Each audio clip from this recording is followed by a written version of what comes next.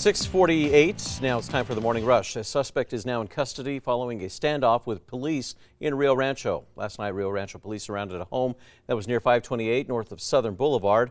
Now, we were told by the neighbors in the area that shots were first heard just before 11 p.m. Southbound lanes of 528 are now open in the area, but northbound lanes remain closed as police work to clear the scene. A 21-year-old accused of killing her 19-year-old girlfriend is waking up behind bars this morning. Police say Alexis Saenz and her girlfriend were involved in a domestic dispute inside a car. When Baca tried to leave, police say Saenz floored the gas, throwing Baca to the pavement, killing her. Saenz is now behind bars at the Chaves County Detention Center. A judge has decided that the suspect in a seemingly random attack at an Albuquerque restaurant will remain behind bars. Investigators say that an anonymous tip led detectives to identify Heath Miller as the man behind the assault of Timothy Roberts back in June. Yesterday, Roberts' family told prosecutors that he suffered a traumatic brain injury and is now doing worse than he was right after the attack. Ryan. And we're working on 40 days of no measurable precipitation in the Albuquerque Sunport. The last time we saw precipitation, well, that was toward the tail end of the winter storm that ended on November 7th. Dry but cooler today, then warming up starting. The Albuquerque Public School Board of Education is set to vote on whether or not to close down Taft Middle School. If approved, current Taft students will be enrolled at Taylor Middle School starting next school year. The school board president says this change is needed as there are only 220 students currently at Taft. This morning we are getting a look at how the Roswell Museum is recovering after being damaged by recent major flooding. Director of the Roswell Museum, Caroline Brooks, says that staff and volunteers spent 2.5 weeks evacuating everything from modern art to Native American artifacts. They added it's going to be part of a multi-year process before they have fully recovered. People in Roswell are once again able to enjoy their city zoo. The Spring River Zoo opened today following recovery efforts after the historic flooding nearly 2 months ago. The zoo is free to the public and open 7 days a week from 10 in the morning to 4 in the afternoon. Ryan.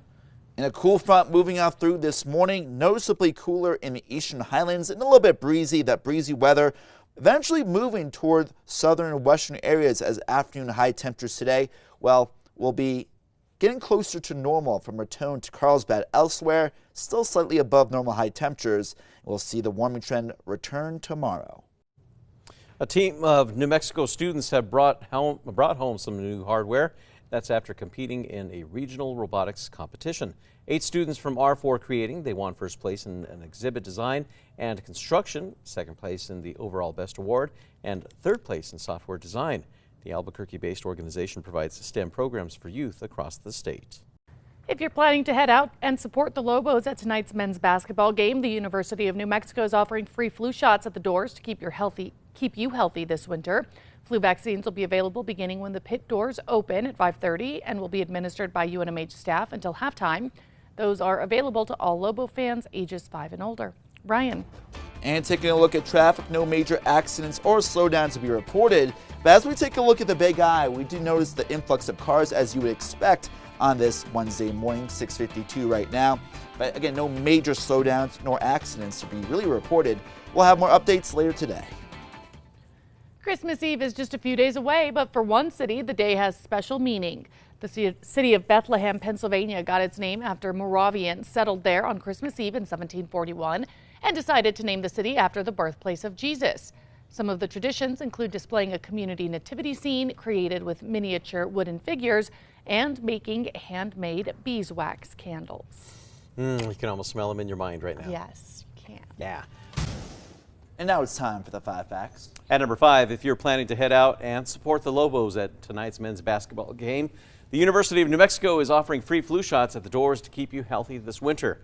Tip-off for the game against Virginia Commonwealth University is set for 6 this evening.